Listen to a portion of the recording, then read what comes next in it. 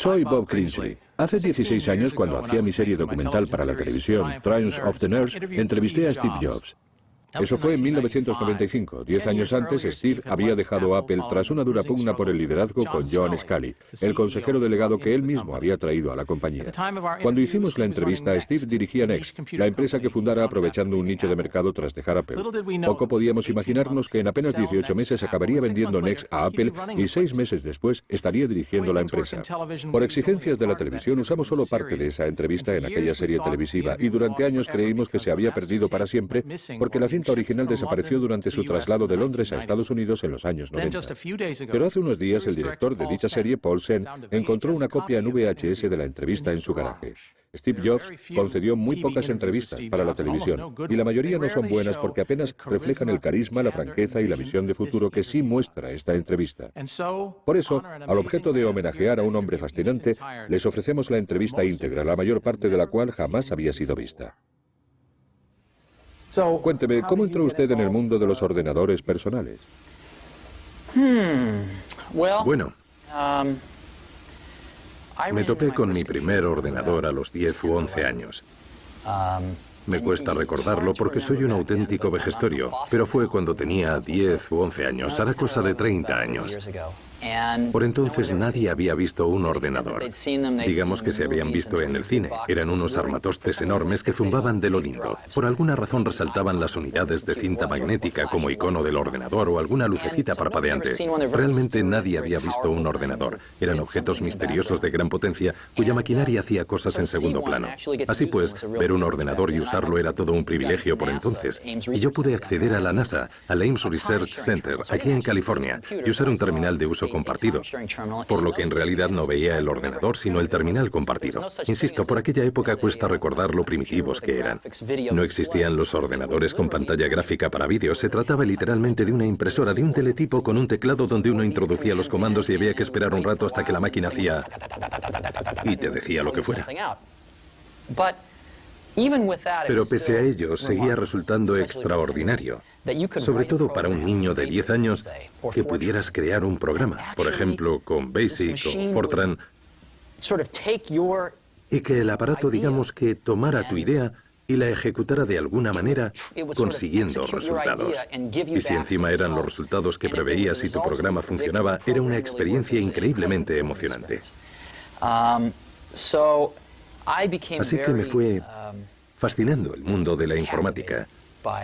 Si bien el ordenador para mí seguía entrañando cierto misterio, porque estaba al otro extremo de un cable y en realidad nunca había visto el ordenador en sí, aunque luego me enseñaron muchos ordenadores y pude ver sus entresijos.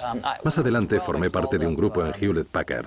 Cuando tenía 12 años, llamé a Bill Hewlett, que vivía en las instalaciones de Hewlett Packard por entonces.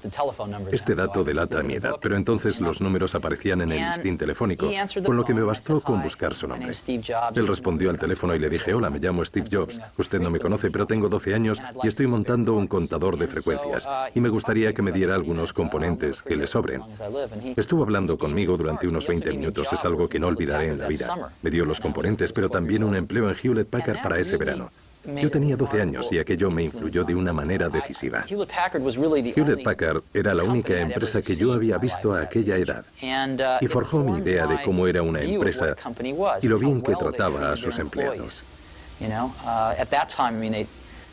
Por entonces no se sabía lo del colesterol y solían sacarnos un carrito enorme con donuts y café a las 10 cada mañana. Todo el mundo hacía un descanso para el café con donuts. Por estos pequeños detalles se hacía evidente que la empresa era consciente de que su verdadero valor residía en sus empleados. En fin, una cosa llevó a la otra durante mi estancia en Hewlett Packard y empecé a visitar sus laboratorios de investigación en Palo Alto todos los martes por la noche con un reducido grupo de gente para reunirme con algunos investigadores y demás. Ahí fue cuando vi el primer ordenador de sobremesa jamás creado, el Hewlett Packard 9100. Era del tamaño de un maletín, pero ya tenía un pequeño monitor de tubo de rayos catódicos y era totalmente autónomo. No llevaba ningún cable escondido. Y me enamoré de él. Además, se podía programar en BASIC y en APL. En fin, me pasaba las horas en Hewlett Packard trasteando con el ordenador y creando programas. Esos fueron mis comienzos. Y conocí a Steve Wozniak por aquella época también, o quizá un poco antes, cuando tenía 14 o 15 años. Y congeniamos de inmediato.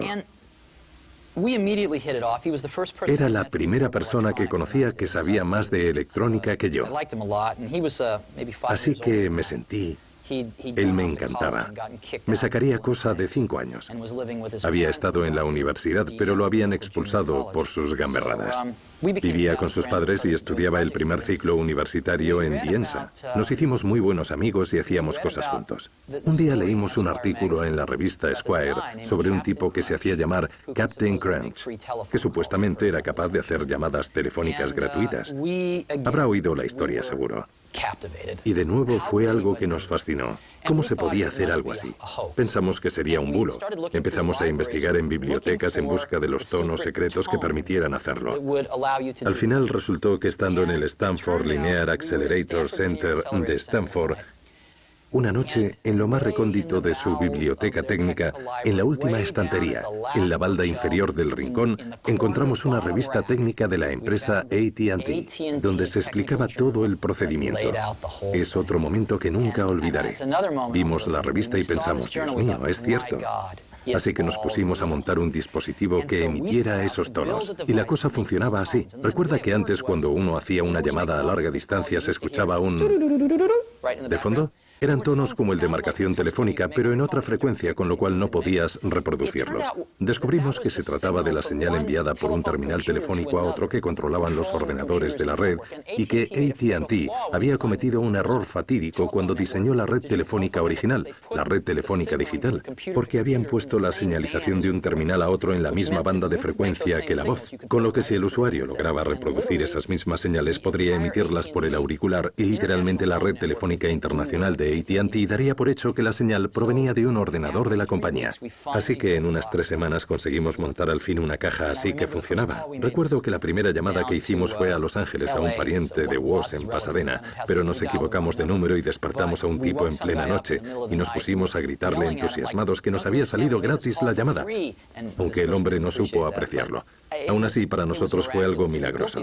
Así que nos pusimos a montar esas cajitas para hacer blue boxing, como se llamaba. Incluimos una notita en el fondo de las cajas con nuestra sentencia que era «Tiene el mundo en sus manos». Y funcionaba. Creamos las mejores cajas azules del mundo. Todo el sistema era digital, no requería ajustes. Podías acercarte a una cabina telefónica y poner una conferencia a White Plains, y luego hacer una llamada por satélite a Europa y después llamar a Turquía para volver a conectar con Atlanta. Se podía dar la vuelta al mundo 5 o 6 veces, porque nos aprendimos todos los códigos para conectar por satélite y todo eso. Y podías llamar a la cabina de al lado de tu casa. Si pegabas un grito por el teléfono, al minuto lo oías por el de la cabina. Era como un milagro. Se preguntarán por qué aquello nos parecía tan interesante. Nos parecía interesante porque éramos jóvenes, y aquello nos hizo descubrir que podíamos crear algo nosotros solos con capacidad para controlar una infraestructura mundial que había tenido un coste de miles de millones de dólares. Eso descubrimos, que los dos solitos, que éramos bastante ignorantes, habíamos logrado montar un cacharrito capaz de controlar un sistema descomunal. Fue una lección increíble. No creo que nunca hubiera llegado a crearse un ordenador Apple de no haber existido estas cajas azules. Woz dice que llamaron ustedes al Papa. Sí, llamamos al Papa. Woz se hizo pasar por Henry Kissinger. Conseguimos el número del Vaticano y llamamos al Papa. Empezaron a despertar a la jerarquía eclesiástica, a cardenales y demás. Y llegaron a enviar a alguien a despertar al Papa, pero nos dio un ataque de risa y se dieron cuenta de que no era Henry Kissinger. Así que no llegamos a hablar con el Papa, pero fue divertidísimo. ¿Y qué les hizo dar el salto de las cajas azules a los ordenadores personales? ¿Cómo fue? Bueno, la necesidad, en el sentido de que disponíamos de ordenadores de uso compartido y había una empresa dedicada a esto en Mountain View que nos permitía usarlos gratuitamente. Pero necesitábamos un terminal y no podíamos permitírnoslo, así que nos diseñamos y montamos uno. Fue lo primero que hicimos, montar ese terminal. Y luego el ordenador Apple One fue en realidad una extensión de ese terminal al que pusimos un microprocesador por detrás. Eran en realidad 2 proyectos distintos que combinamos.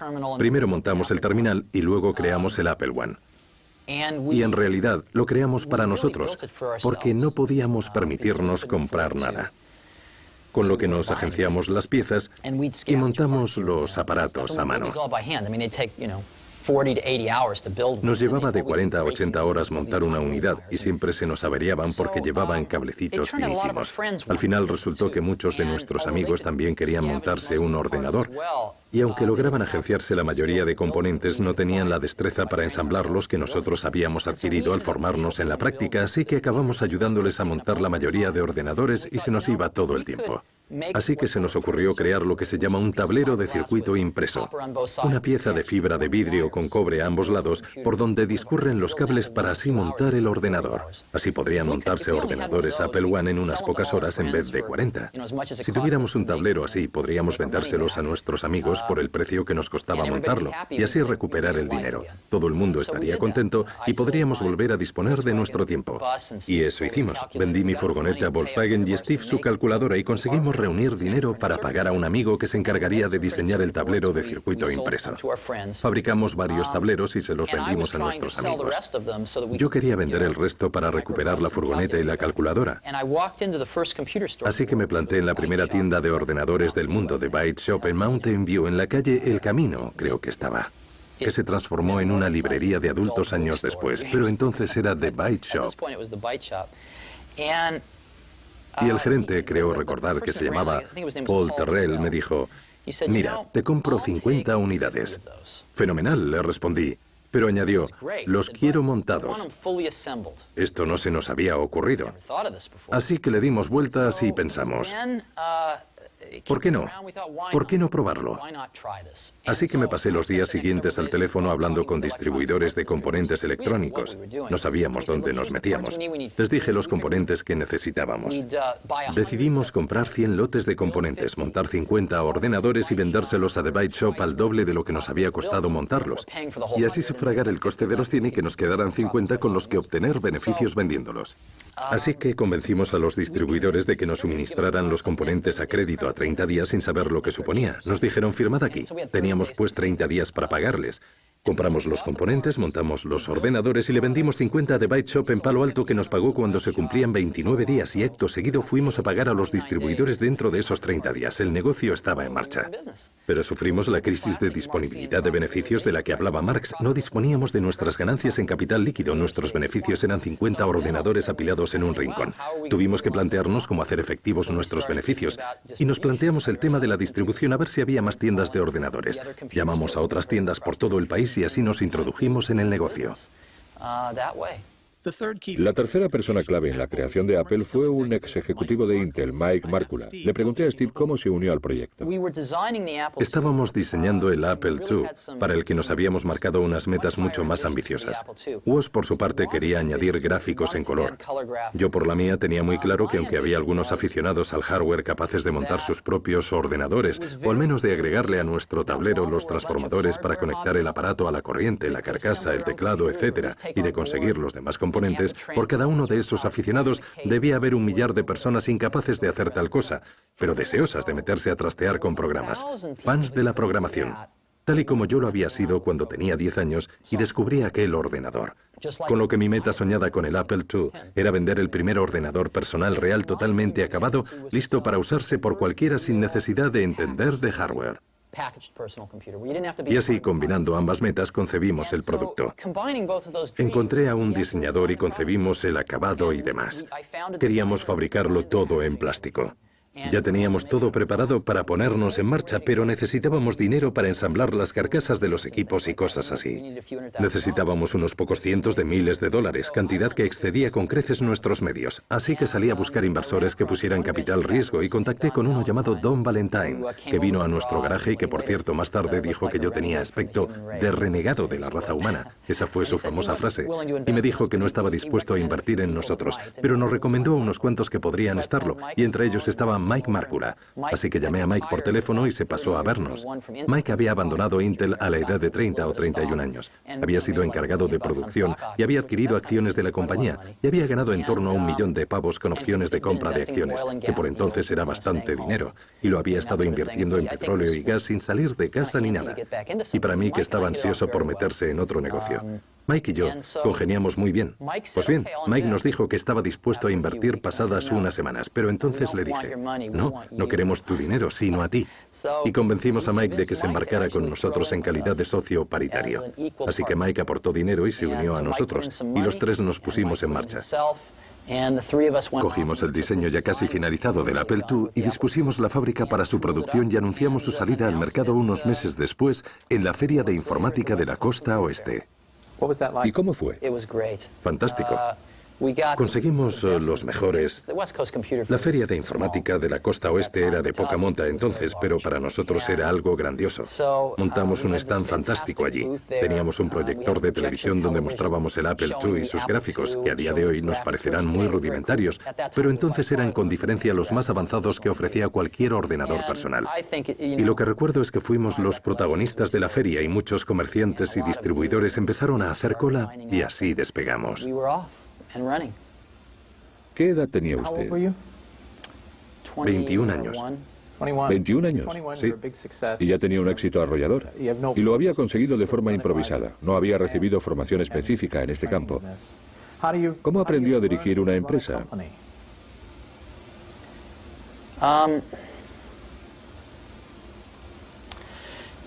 ¿Sabe? A lo largo de años en el negocio me di cuenta de algo, de que siempre que preguntaba a la gente por qué hace tal cosa, la respuesta invariablemente era, pues porque se hace así. Nadie sabe por qué hace lo que hace, nadie se plantea a fondo las cosas en el contexto empresarial. Eso descubrí. Le pondré un ejemplo. Cuando montábamos los ordenadores Apple I en el garaje, sabíamos exactamente lo que costaban. Cuando pasamos a la producción en fábrica, por la época del Apple II, los contables partían de la idea de un coste estándar. Se fijaba un coste estándar y al final del trimestre se ajustaba el precio a las variaciones. Yo no paraba de preguntar por qué se hacía así. Y me respondían que se hacía así. Y tras 6 meses indagando vi que la razón por la que se hacía así era porque no se dispone de mecanismos para controlar el coste real, con que se hace una hipótesis y luego se ajusta el coste al final del trimestre. Y no se conoce el coste real porque los sistemas de información no son lo bastante buenos, pero nadie me lo explicaba así. Por eso, cuando diseñamos una fábrica automatizada para los Macintosh, logramos librarnos de muchas de esas ideas anticuadas y conocer con exactitud el coste de los productos al instante. Por eso, en las empresas muchas cosas funcionan en base a lo que yo llamo creencias heredadas. Es decir, se hacen de tal modo porque así se hicieron ayer y el día anterior. Eso significa que si uno se molesta en hacer muchas preguntas y en plantearse las cosas y en esforzarse, se puede aprender el negocio bastante rápido. No es algo que cueste tanto. No hace falta ser un genio. No hace falta, ¿no? Bien, cuando entró en contacto con los ordenadores por primera vez, antes de inventarlos, cuando trabajaba en el modelo HP 9100, nos ha comentado que creaba programas. ¿Qué tipo de programas? ¿Para qué servían?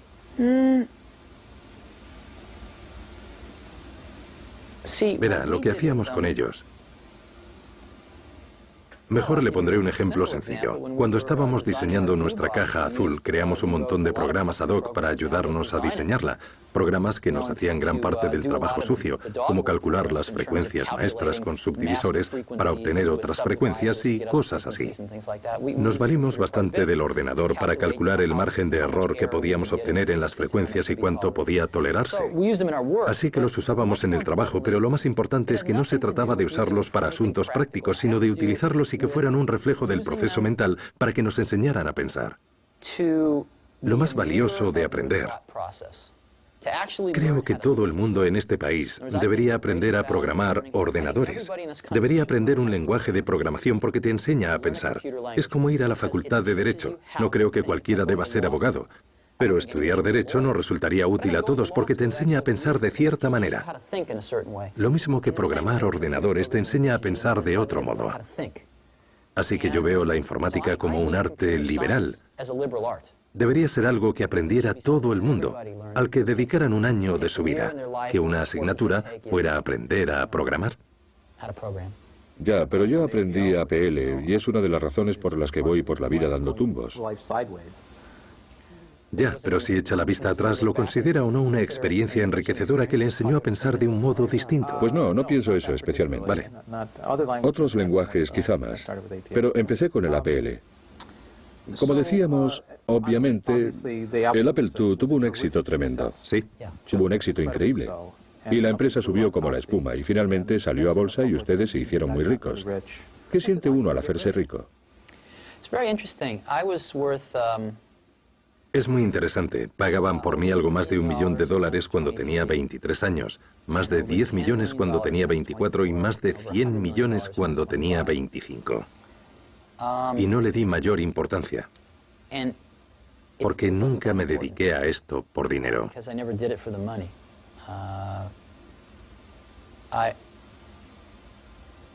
Creo que el dinero es algo maravilloso porque te permite hacer cosas, te permite invertir en ideas que a corto plazo no reportan beneficios y cosas así. Pero sobre todo en ese momento de mi vida el dinero no era lo más importante. Lo que más importaba era la empresa, la gente, los productos que fabricábamos, las posibilidades que iba a ofrecer a los usuarios. Vamos, que no me paraba mucho a pensar en ello.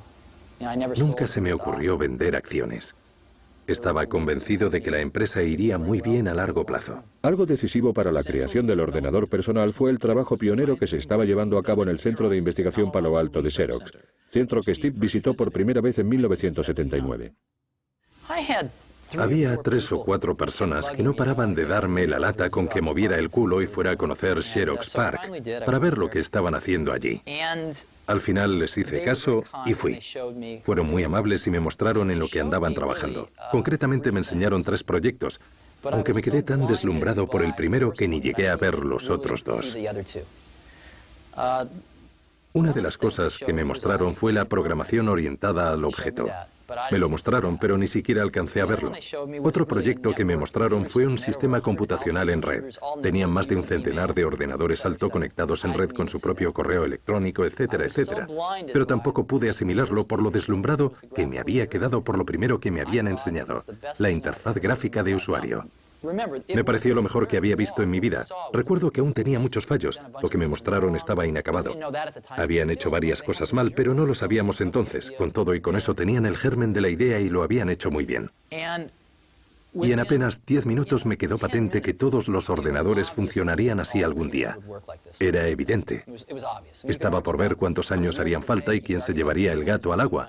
Pero era indiscutible que era inevitable, era obvio. Ustedes hubieran pensado lo mismo. ¿Sabe? Son justo las palabras que empleó Paul Allen. Sí. Es muy interesante. Sí, era obvio. En todo caso, repitió visita. Después regresó acompañado de otras personas. Sí. ¿Qué pasó en aquella segunda ocasión? ¿Le hicieron esperar lo suyo? No. ¿No? Vaya, pues Adele Goldberg me dijo otra cosa. ¿A qué se refiere? Bueno, ella les hizo la demostración cuando volvieron en grupo y Sí. me dijo que estuvo negándose durante 3 horas y que les llevaron a otros departamentos a mostrarles otras cosas, mientras ella seguía negándose. Ah, ¿se refiere a que eran reacios a hacernos la demo? Ella. Ah, vale, pues ni idea. Entiendo. No lo recuerdo, creí que hablaba de otra cosa. O sea, que eran hábiles. Sí, pero sí nos lo mostraron. Y menos mal, porque aquella tecnología fue un fracaso total en Xerox. Lo llamaban, ¿cómo dice? ¿Por qué? ¿Por qué? Nada, solo le preguntaba. Muy sencillo. De hecho, le di muchas vueltas y más adelante me lo explicó mejor John Scully. Y ahora creo que lo entiendo bastante bien. Lo que ocurrió fue como lo que pasó con John Scully. John Scully venía de PepsiCo, donde cambiaban sus productos como mucho cada 10 años. Y eso que para ellos sacar un nuevo producto era cambiar el tamaño de la botella, ¿vale? Si uno era encargado de producción, no podía cambiar gran cosa el curso de la compañía. ¿Quiénes fueron entonces los responsables del éxito de PepsiCo? Los comerciales y encargados de marketing. Eran ellos pues quienes ascendían y por tanto dirigían la empresa. Pues bien, puede que a PepsiCo le funcionara, pero lo mismo puede ocurrir en las empresas tecnológicas que monopolizan el mercado como IBM y Xerox.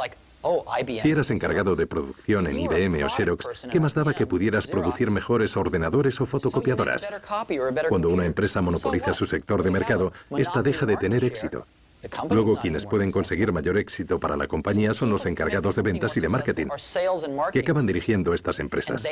Y a los encargados de producción se les aparta del proceso de toma de decisiones.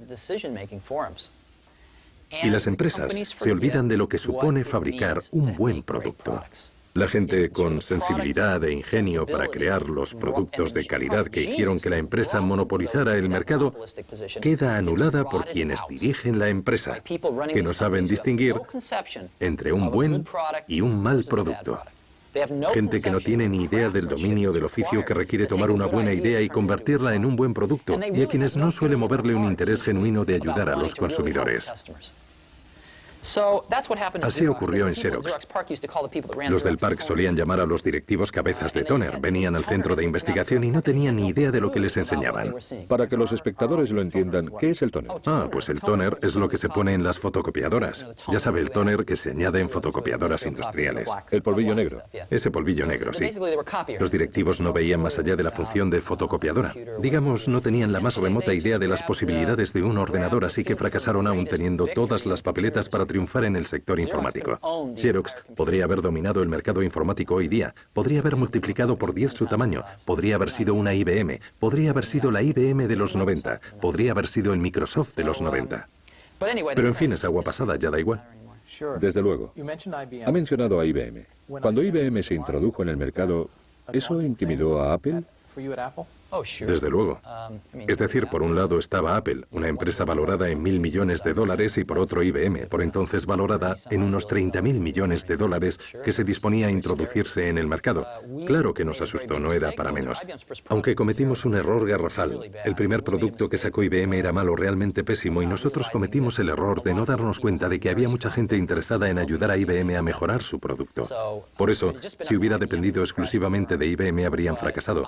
Pero IBM partía de un planteamiento muy acertado, contar con mucha otra gente con intereses creados en su éxito, y eso le salvó al final.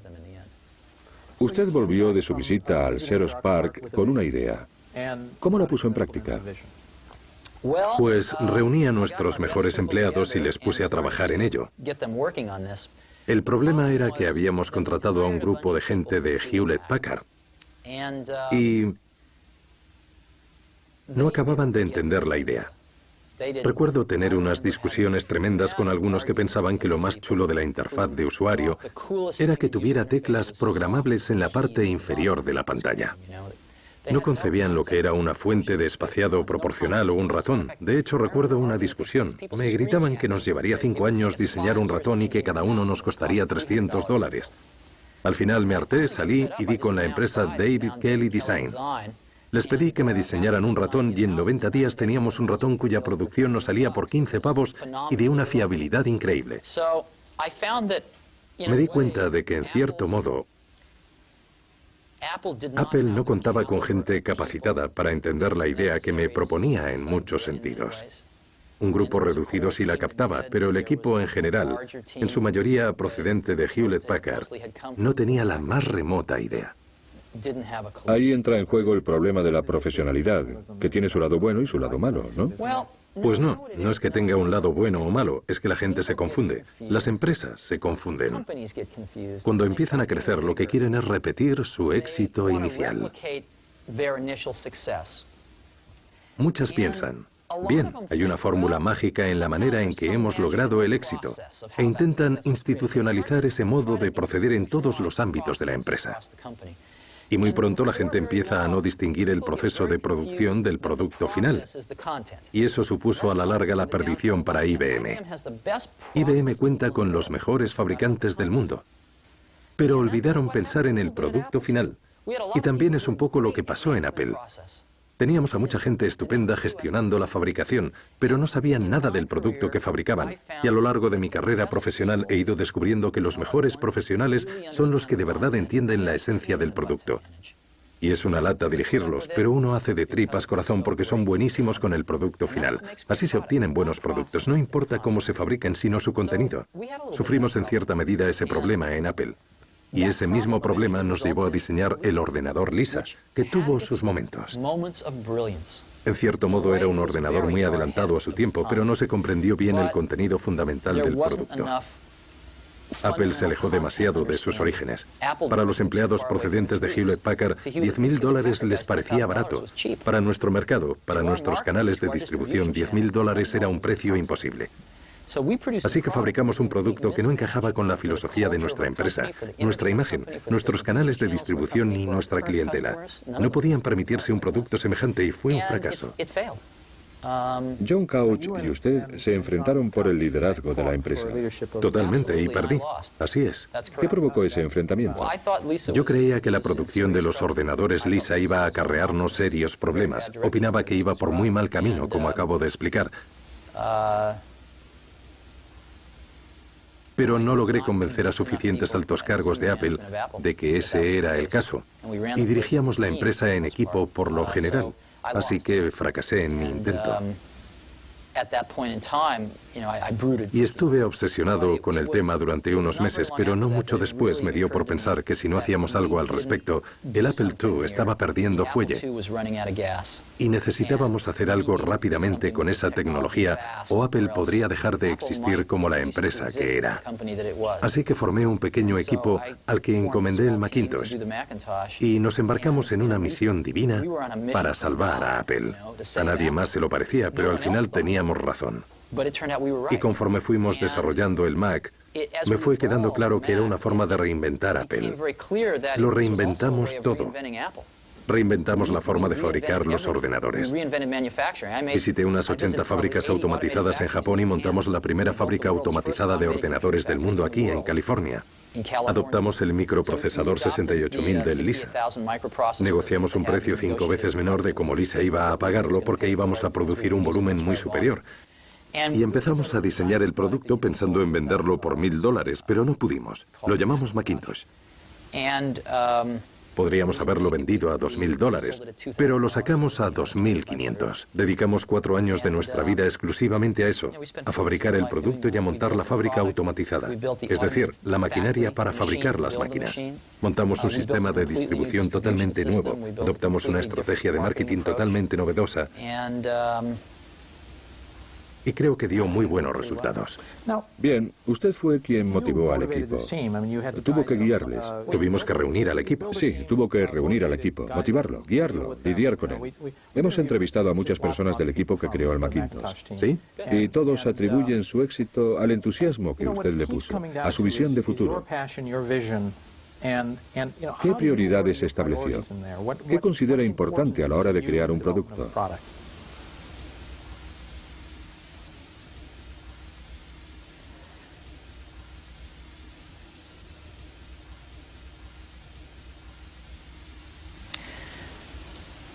Verá,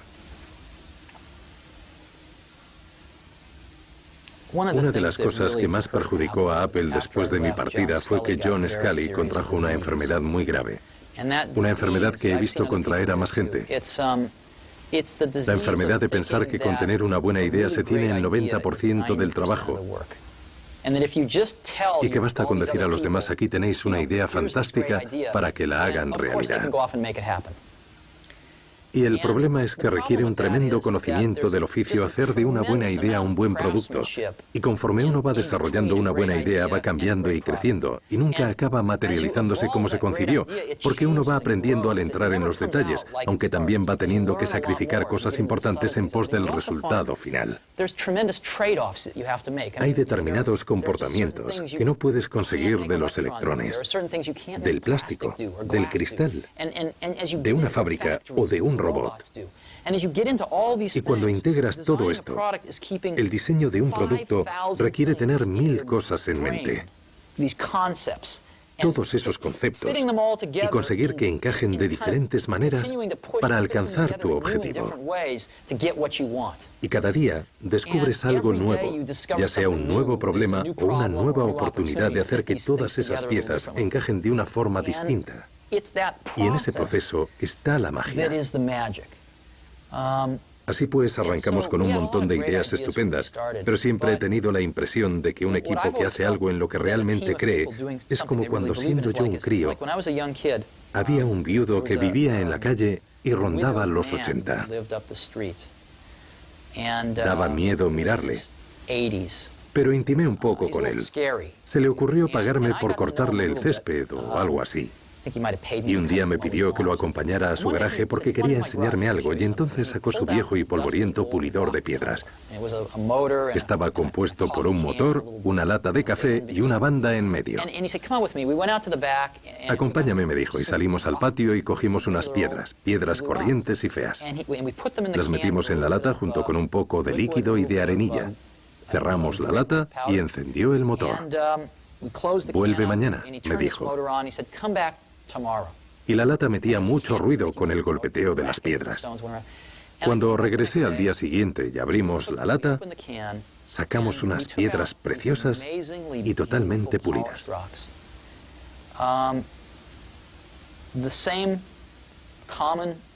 Las mismas piedras comunes que habíamos metido, al friccionar entre sí, y tras tanto ruido, salieron como preciosas piedras pulidas. Y siempre lo he tenido en mente, como mi metáfora sobre un equipo que trabaja duro en algo que les apasiona. Es gracias al equipo de esa gente con tanto talento que al chocar unos con otros, discutir y pelearse a veces armando jaleo, al trabajar juntos, se pulen entre sí y pulen las ideas. Y como resultado, se obtienen estas piedras tan bonitas. Así que es difícil de explicar, y desde luego no es fruto del trabajo de una sola persona. O sea, a la gente le gustan los símbolos, y yo soy un símbolo de ciertas cosas. Pero desde luego el Mac fue un trabajo en equipo.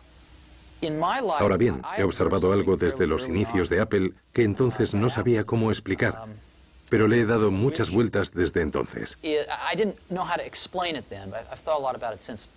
Para la mayoría de las cosas, el rango dinámico entre la media y lo mejor es como mucho de 2 a 1. Si vas a Nueva York y das con un taxista medio frente al mejor taxista que conozcas, es probable que con el mejor taxista llegues a tu destino cosa de un 30% más rápido. En un coche, ¿qué diferencia hay entre uno en la media y el mejor? Tal vez del 20%. Entre el mejor reproductor de CDs y uno medio, no lo sé, un 20%. Así que 2 a 1 es un estupendo rango dinámico para la mayoría de parcelas de la vida. Con software, y lo mismo pasaba con el hardware, la diferencia entre la media y lo mejor es de 50 a 1 o puede que de 100 a 1. ¿Sí? ¿Vale? Esto pasa con muy pocas cosas, pero he tenido la gran suerte de dedicarme a cosas de este calibre. Así que he construido gran parte de mi éxito a base de dar con esta gente verdaderamente talentosa y no conformándome con jugadores de segunda y tercera, sino apostando por los jugadores de primera. Y he descubierto algo. Cuando consigues reunir a suficientes jugadores de primera, cuando te esfuerzas por encontrar a 5 jugadores así, les encanta trabajar juntos porque nunca antes habían tenido la oportunidad y no desean trabajar con jugadores de segunda o tercera. Asumen la política como propia y solo quieren contratar a jugadores de primera. Les llenas los bolsillos y se va propagando. Así era el equipo del Mac, todos ellos jugadores de primera. Y eran gente con un talento extraordinario. Pero son también personas que ahora dicen que ya no tienen la energía suficiente para trabajar para usted. Así es. Si habla con mucha de la gente del equipo del Mac, le dirán que fue donde más se dejaron la piel. Algunos le contarán que fue la época más feliz de su vida. Pero todos coincidirán en que fue una de las experiencias más intensas y queridas de sus vidas. Sí, eso dijeron. Pues bien. Hay cosas que no son sostenibles para algunas personas. ¿Qué significa cuando le dice a alguien que su trabajo es una mierda? Normalmente significa que su trabajo es una mierda. A veces significa que yo creo que su trabajo es una mierda, pero me equivoco. Pero por lo general, quiere decir que su trabajo está lejos de tener suficiente calidad. Conozco una cita estupenda de Bill Atkinson que dice que cuando usted dice que el trabajo de alguien es una mierda, lo que de verdad significa es no lo entiendo, la verdad. ¿Podrías explicármelo? No, normalmente no me refiero a eso. Cuando uno da con gente verdaderamente buena, ellos lo saben. Y no tienes que subirle el ego a nadie. Y lo que importa es el trabajo. Y eso lo sabe todo el mundo. Así que Cuentas con gente para colocar piezas concretas del puzzle y lo más importante que yo creo que puedes hacer por alguien que es verdaderamente bueno y con quien vas a contar es hacerle ver cuando su trabajo no está a la altura. Y hacerlo de una forma muy clara, indicándole el porqué para que lo subsane. Y has de hacerlo de manera que no comprometas tu confianza en sus capacidades, pero sin dejar demasiado lugar a que pueda interpretarse que no está haciendo un trabajo lo suficientemente bueno para conseguir los objetivos del equipo. Y eso es muy complicado. Yo siempre lo he abordado de manera muy directa. Y creo que si habla usted con alguien que haya trabajado conmigo, a los buenos de verdad, les ha parecido muy beneficioso. Otros lo han detestado. Pero también soy una persona a la que le da igual tener o no razón. Solo me importa el éxito. De modo que dará con mucha gente que le dirá que soy muy terco. Pero si me presentan pruebas de lo contrario, 5 minutos después he cambiado totalmente de opinión porque yo soy así. No me importa equivocarme. Y lo reconozco con frecuencia, no me importa. Lo que me importa es que hagamos lo correcto. ¿Cómo y por qué Apple optó por la autoedición que se convertiría en la aplicación más potente del Mac? No sé si lo sabe, pero nos enviaron la primera impresora láser Canon a Apple en Estados Unidos y la acoplamos a un ordenador Lisa que escaneaba hojas antes que nadie, mucho antes que HP o Adobe. Pero alguno que otro me decía, oye, están en este taller los que dejaron Xerox PARC, deberías ir a verlos. Y al final fui a visitarlos y vi lo que estaban haciendo, que era mejor que lo que estábamos haciendo nosotros. E iban a convertirse en una compañía de hardware. Querían fabricar impresoras y esas cosas, pero les convencí para dedicarse al software. Y al cabo de 2 o 3 semanas habíamos cancelado nuestro proyecto interno y un montón de gente quiso matarme por ello, pero lo hicimos. Firmé una especie de acuerdo con Adobe para usar su software y compramos el 19,9% de Adobe en Apple. Ellos necesitaban financiación y nosotros queríamos control. Nos pusimos en marcha y así conseguimos los motores de Canon. Diseñamos el primer controlador para impresora láser en Apple y les compramos el software a Adobe e introdujimos la impresora láser. Pero nadie en la empresa quería que lo hiciéramos, salvo unos cuantos del grupo del Mac. Todos pensaban que una impresora de $7.000 era una locura. Lo que no entendían era que podías compartirla a través de Apple Talk. O sea, entendían el concepto intelectualmente, pero no con el corazón, porque lo último de precio elevado que intentamos vender fue el Lisa. Así que lo sacamos adelante, aunque tuve que pasar por encima de varios cadáveres, y fue la primera impresora láser del mercado, como sabrán, y el resto ya es historia. Cuando dejé Apple, era la mayor compañía de impresoras en cuanto a ingresos de todo el mundo. Por desgracia, perdió esta distinción en favor de Hewlett Packard 3 o 4 años después de marcharme, pero cuando me fui, era la primera empresa de impresoras del mundo. ¿Contemplaban ustedes incluir la autoedición? ¿Estaba cantado? Pues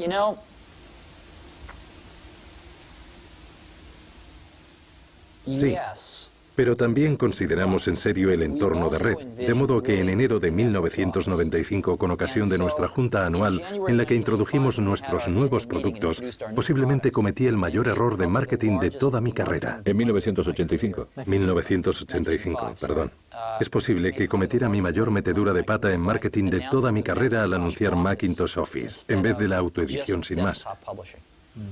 Contábamos con la autoedición como elemento principal, pero anunciamos también muchas cosas más. Y creo que en aquel momento debimos centrarnos en la publicación de escritorio. Tras serios desacuerdos con el consejero delegado de Apple, John Sculley, Steve dejó la compañía en 1985. Hablemos de su marcha de Apple. Fue muy dolorosa. Ni siquiera sé si quiero hablar de ello. ¿Qué puedo decir? Contraté a la persona equivocada. ¿Se refiere a Sculley? Sí. Él destruyó todo por lo que había trabajado durante 10 años. Empezando por mí. Pero eso no fue lo más triste. Habría dejado Apple con mucho gusto si se hubiera convertido en lo que yo quería. Básicamente se montó en una nave espacial a punto de abandonar la plataforma de lanzamiento, cosa que hizo.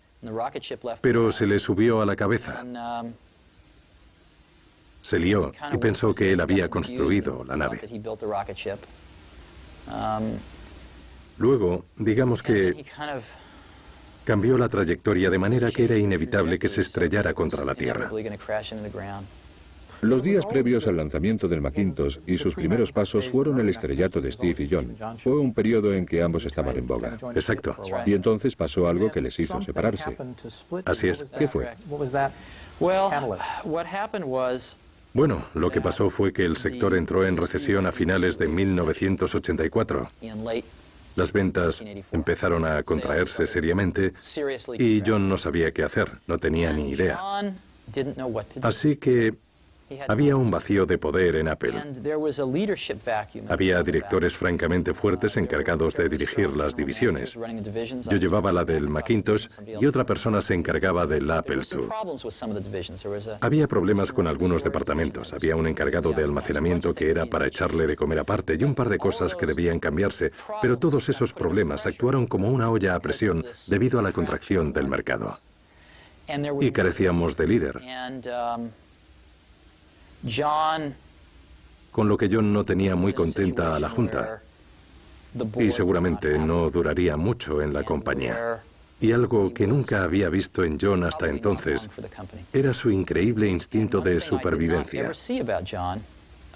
Alguien me dijo en cierta ocasión que no habría llegado a presidente de PepsiCo de no ser por su instinto.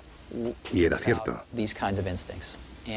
John decidió que un buen candidato para señalar como la raíz de todos esos problemas sería yo.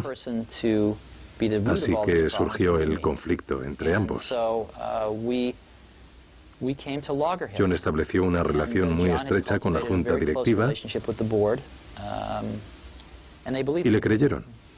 Así fue como sucedió. Tenían pues planteamientos opuestos en cuanto a la empresa. Claramente. Bueno, no tanto planteamientos opuestos, pues dudo que John tuviera alguno. Lo que quería preguntarle es qué planes tenía usted, Sí. que en este caso no prevalecieron. No se trataba de un problema de planes, sino de ejecución.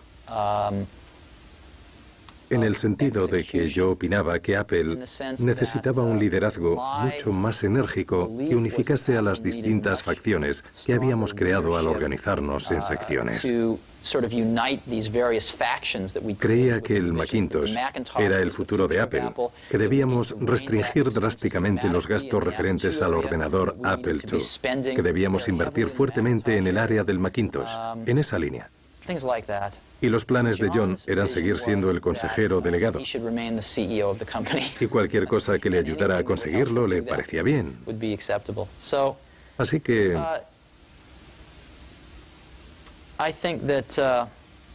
en mi opinión, Apple estaba paralizada a principios de 1985. Y yo no estaba capacitado por entonces, no lo creo, para dirigir la empresa en general. Yo tenía 30 años y no tenía suficiente experiencia como para dirigir una empresa valorada en $2.000 millones. Y lamentablemente John tampoco. Pero en fin, se me comunicó de una manera inequívoca que no había trabajo para mí allí. Aquello fue muy trágico. Como desterrarle a Siberia. Sí, habría sido mucho más inteligente que Apple me hubiera dejado trabajar en el siguiente proyecto. Me ofrecí voluntario, les propuse montar una unidad de investigación. Les dije, dadme unos cuantos millones de pavos al año y contrataré a gente estupenda e inventaremos la próxima genialidad. Pero me respondieron que no era posible. Vaya. Así que me quitaron mi despacho. Bueno, me voy a emocionar si seguimos hablando de esto. Pero en fin, eso es lo de menos. Yo solo soy uno más en la empresa, así que eso no es lo importante. Lo importante fue que en los siguientes años, los valores de Apple serían sistemáticamente destruidos. Seguidamente pregunté a Steve qué pensaba sobre la situación de Apple. Recuerden que esto se grabó en 1995, un año antes de que Steve se reincorporara a Apple. Recuerden también que cuando Apple adquirió NeXT un año después de esta entrevista, Steve vendió de inmediato las acciones de Apple que había recibido como parte del acuerdo de venta. Apple está agonizando. Sufre la agonía de una muerte dolorosa. Va camino de su extinción. Y ello se debe a que cuando salí de Apple, llevábamos una ventaja de 10 años a las demás empresas del sector. El Macintosh iba 10 años por delante. Vimos cómo a Microsoft le costó 10 años ponerse al día, y la razón por la que pudieron ponerse al mismo nivel fue que Apple no avanzó. El Macintosh que se vende hoy es un 25% distinto a como cuando yo me fui. Se han gastado cientos de millones de dólares en I+D, probablemente un total de 5.000 millones de dólares en I+D. ¿Y qué han logrado? No lo sé, pero fue... Lo que ocurrió fue que de algún modo las iniciativas para hacer avanzar a la empresa y crear nuevos productos se desvanecieron. Y creo que muchos buenos profesionales aguantaron allí un tiempo, pero no tenían ocasión de unirse para promoverlas porque no había liderazgo. Por eso lo que ha pasado con Apple ha sido que se ha quedado atrás en muchos aspectos, sin duda en cuota de mercado, y lo que es más importante, su distinción se ha visto mermada por Microsoft. De modo que ahora lo que tienen es una base asentada que no crece, sino que disminuye lentamente, aunque aún les proveerá de buenos ingresos durante varios años, si bien van cuesta abajo irremediablemente. Es una lástima y no creo que la tendencia sea reversible a estas alturas. Tampoco yo. ¿Y qué me dice de Microsoft? Están arrasando actualmente. Cierto. Son, digamos, como el clásico Ford LTD, que se está volviendo futurista. Desde luego no tienen el lujo del Cadillac, ni son de alta gama como BMW. Ya. Pero están... Ya sabe, ¿qué está pasando? ¿Cómo han conseguido llegar tan lejos? Bueno, Microsoft se ha puesto en órbita gracias al apoyo e impulso de IBM. Sé que Bill se disgustaría si me oyera decir esto, pero es cierto. Y dicho sea en honor de Bill y Microsoft, aprovecharon esa fantástica oportunidad para abrir nuevas puertas a su empresa. La mayoría no lo recordará, pero hasta 1984 con el Mac, Microsoft no estuvo en el mercado de las aplicaciones. Ese sector lo dominaba Lotus. Microsoft se la jugó al empezar a crear programas y aplicaciones para el Mac. Y sacaron unas aplicaciones malísimas, pero siguieron insistiendo, fueron mejorándolas y al final acabaron por dominar el mercado de las aplicaciones para el Macintosh. Y se valieron del trampolín de Windows para introducirse en el mercado de los ordenadores personales con esas mismas aplicaciones. Y ahora dominan las aplicaciones para los ordenadores personales. Yo diría que tienen dos características. Creo que son muy oportunistas, y no lo digo en sentido negativo, y en segundo lugar son como los japoneses, muy perseverantes. Eso sí, lograron llegar tan lejos gracias a los ingresos que percibían fruto de su acuerdo con IBM. Aún así, lo aprovecharon al máximo y les reconozco el mérito. El único problema de Microsoft es que no tienen gusto, no tienen nada de gusto. Y con ello quiero decir,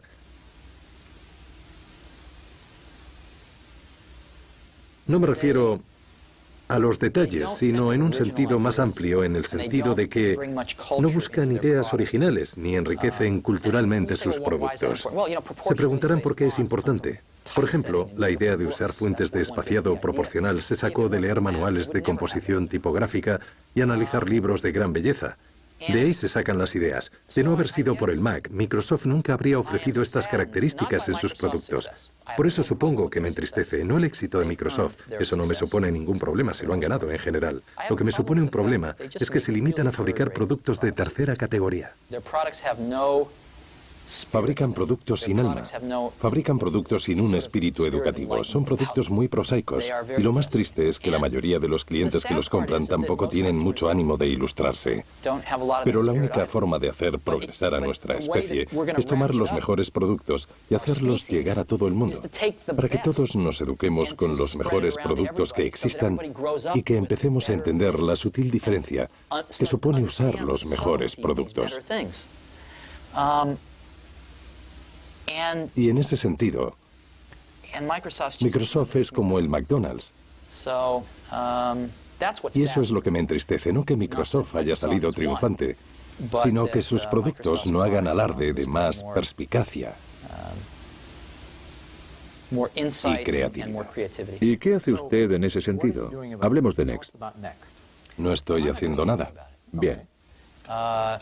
Porque Next es una empresa demasiado pequeña para poder hacer nada al respecto. Me limito a observar. Realmente no hay nada que podamos hacer. A continuación hablamos de NeXT, la empresa que Steve dirigía en 1995 y que pronto adquiriría Apple. El software de NeXT acabaría siendo el corazón del Mac, es decir, su sistema operativo, que se denominó Mac OS X. No querrá que le hable de NeXT, ¿verdad? Sí, quiero sí. Vale, está bien. Bueno, lo mejor será, puesto que no tengo mucho tiempo, que le hable de NeXT en la actualidad. Me parece bien. Pues bien, no ha habido...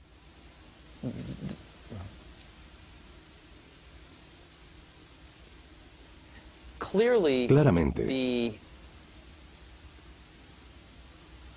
la mayor innovación en el sector informático se está produciendo en estos momentos en el ámbito del software, pero no se ha producido un cambio revolucionario en la forma que tenemos de crear el software.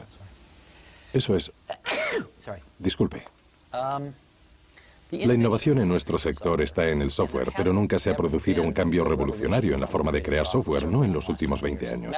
De hecho, ha ido a peor. Si bien el Macintosh supuso un cambio revolucionario para el usuario final, al haberse simplificado mucho su uso, supuso lo contrario para los programadores. Ellos pagaron el pato, cada vez se complicaba más la creación de software para simplificar su uso por el usuario final. Así pues, los programas se cuelan en todo lo que hacemos hoy en día. En las empresas el software es una de sus armas más potentes y competitivas. Hubo una pugna empresarial por el programa Amigos y Familiares en la última década. ¿Y en qué consistió? La idea era brillante. Un programa de tarificación telefónica a medida del cliente. La empresa AT&T no reaccionó en 18 meses, perdiendo una cuota de mercado por valor de miles de millones de dólares que conquistó la empresa MCI. No por torpeza, sino porque no conseguían crear el programa para facturar a medida del cliente. Así pues, de esta forma y de otras formas más nimias, el software está adquiriendo una fuerza increíble en este mundo, ya sea para ofrecer nuevos bienes y servicios a la gente a través de Internet o lo que sea. El software abrirá muchas puertas en nuestra sociedad. Nos hemos apropiado de otra de esas ideas brillantes y originales que me enseñaron en el Xerox PARC en 1979, pero que no acabé de entender bien entonces. O sea, la tecnología de programación orientada a objetos. La hemos perfeccionado y comercializado aquí, convirtiéndonos en sus mayores proveedores en el mercado. Y esta tecnología orientada a objetos te permite crear programas 10 veces más rápidos y es mejor. En fin, eso hacemos. Tenemos una empresa entre pequeña y mediana de tamaño y somos los mayores proveedores de programas orientados a objetos. Somos una empresa con un valor de 50 a 75 millones de dólares con unos 300 empleados y a eso nos dedicamos. Para terminar el tercer programa abordamos el futuro de la informática por petición expresa de Channel 4. ¿Cómo no? Y por eso quería preguntarle cómo ve usted el futuro dentro de 10 años de esta tecnología que están perfeccionando.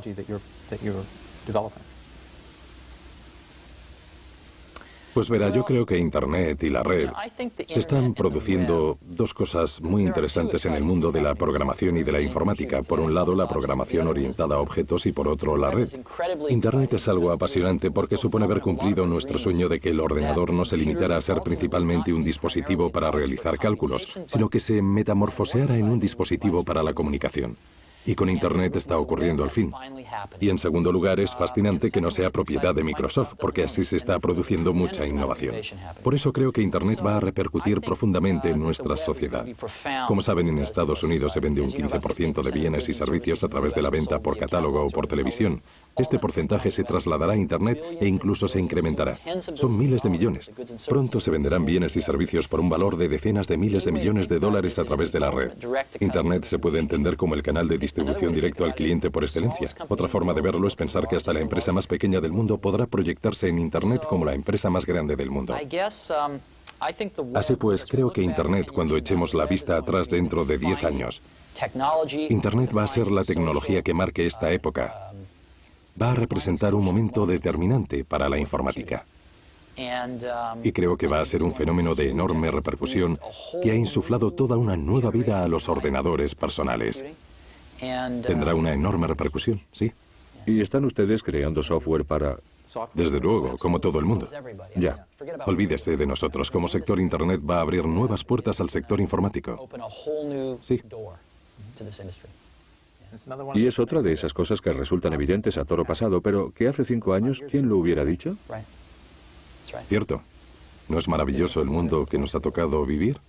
Tenía ganas de saber más sobre lo que le apasionaba a Steve. ¿Qué cosas le movían? Leí un artículo de muy joven en la revista Scientific American donde se medía la eficacia locomotora de distintas especies del planeta. Ya sabe, de los osos, los chimpancés, los mapaches, las aves y los peces. ¿Cuántas kilocalorías consumían para desplazarse 1 kilómetro? Y también se medía a los humanos. Y el cóndor salía ganador. Era el más eficiente. Pues bien, el hombre, la joya de la creación, aparecía en un puesto algo decepcionante, pasado el primer tercio. Ahora bien, alguien de la revista había tenido la brillante idea de medir a un hombre en bicicleta y ganaba con creces al cóndor. Culminaba el ranking. Y recuerdo que esto me impactó. Se me ha quedado grabado. Los humanos creamos herramientas susceptibles de aumentar de un modo espectacular nuestras habilidades innatas. Y para mí, de hecho, hicimos un anuncio con esa idea en los primeros tiempos de Apple, con la idea de que el ordenador personal era la bicicleta del pensamiento. Y creo en ello firmemente. De todos los inventos humanos, el ordenador acabará estando cerca, si no en el primer puesto de la lista, conforme pase el tiempo y miremos atrás. Es la herramienta más asombrosa que hayamos inventado jamás. Y me siento muy afortunado de estar justo en el lugar adecuado, en Silicon Valley, en el momento histórico oportuno, cuando ha tomado cuerpo este invento. Y como saben, cuando se fija un vector en el espacio, si uno cambia un poco su dirección al principio, el cambio de orientación es bestial cuando se aleja unos kilómetros en el espacio. Pues bien, tengo la sensación de que aún estamos realmente al inicio de ese vector. Y si somos capaces de encaminarlo en la dirección adecuada, será todavía un invento mejor según vaya evolucionando. Creo que hemos tenido oportunidad de hacerlo en varias ocasiones, lo que nos ha dado a cuantos estamos en esto una tremenda satisfacción. Pero ¿cómo saber cuál es la dirección adecuada?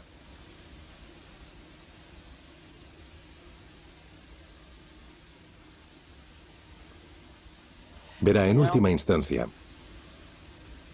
se trata de una cuestión de gusto. Se trata de tener gusto. Se trata de intentar empaparte de las mejores cosas que ha hecho la humanidad y seguidamente tratar de aportarlas a lo que tú haces. Picasso solía decir que los buenos artistas copian, los genios roban. Y a nosotros nunca nos ha dado vergüenza robar buenas ideas. Creo que en parte lo que ha hecho que el Macintosh sea un producto excepcional es que han trabajado en su desarrollo músicos y poetas, y pintores y zoólogos e historiadores, que además, casualmente, eran los mejores informáticos del mundo. Sin la informática, toda esta gente se habría dedicado a hacer otras cosas increíbles en la vida, en otros campos. Esta gente le ha aportado, todos le hemos aportado a este proyecto un aire de producto que fomenta la transmisión de conocimientos. Una actitud de querer trasladar lo mejor que habíamos observado en los demás ámbitos a este campo. Y creo que eso no se consigue con estrechez de miras. Una de las preguntas que hago a todos los invitados a mi programa es, ¿se considera un hippie o un friki? Pues si tuviera que escoger, diría claramente que soy un hippie. ¿Sí? Sí. Vale, ha tardado 30 segundos. Toda la gente con quien trabajo entran en la misma categoría también. ¿En serio? Sí. Sí. ¿Y eso por qué? ¿Busca usted que sean hippies o se sienten atraídos por usted? Bueno, pregúntese qué es un hippie. Es un término antiguo con muchas connotaciones, pero para mí, como me crié, recuerde que la movida de los 60 se prolongó hasta principios de los 70. En aquella época alcancé la mayoría de edad. Así que la viví de cerca. Fue un movimiento que en gran medida vivimos muy de cerca. Así pues, en mi opinión, lo que desencadenó fue la conciencia de que había algo más en la vida aparte de lo que teníamos ante nuestros ojos. La vida no se limitaba a tener un trabajo, una familia, 2 coches en el garaje y una carrera profesional. Había algo más. Había otra cara de la moneda, de la que apenas se hablaba. Pero se percibía con más fuerza cuando se producían carencias, cuando no todas las cosas eran perfectas y ordenadas. Cuando se producían carencias, entonces uno sentía la necesidad de buscar algo más. Y mucha gente a lo largo de la historia ha dicho que había que buscarlo, ya fuera con la filosofía de Thoreau o de los místicos indios o quien fuera. Y el movimiento hippie se impregnó de esto y quiso descifrarlo. La vida no era lo que veían hacer a sus padres. Y claro, la tendencia general se fue al otro extremo y la cosa se desmadró. Pero surgió el germen de algo. Y es ese mismo algo que hace que la gente quiera hacerse poetas en vez de banqueros. Y a mí me parece algo maravilloso. Y creo que ese mismo espíritu puede trasladarse a los productos que se pueden fabricar y hacer llegar a la gente. Y la gente percibirá ese espíritu. Cuando hablas con gente que usa el Macintosh les encanta y no es tan habitual que la gente te diga que está encantada con un producto, la verdad. Pero era algo que se palpaba. Tenía algo realmente maravilloso. No creo que la mayoría de los mejores profesionales con los que he trabajado se dedique a la informática por el hecho en sí de fabricar ordenadores. Lo hacen porque es el medio más apto para transmitir ciertas impresiones que uno tiene y desea compartir con otra gente. ¿Le encuentra sentido? Desde luego. Y ya sabe, antes de inventarse esto, toda esta gente se habría dedicado a otras cosas. Pero se inventaron los ordenadores y se subieron al carro. Y seguramente se interesarían por ellos en el colegio o quizá antes. Y se plantearían, caray, este es el medio con el que creo que voy a poder decir algo. ¿Sabe?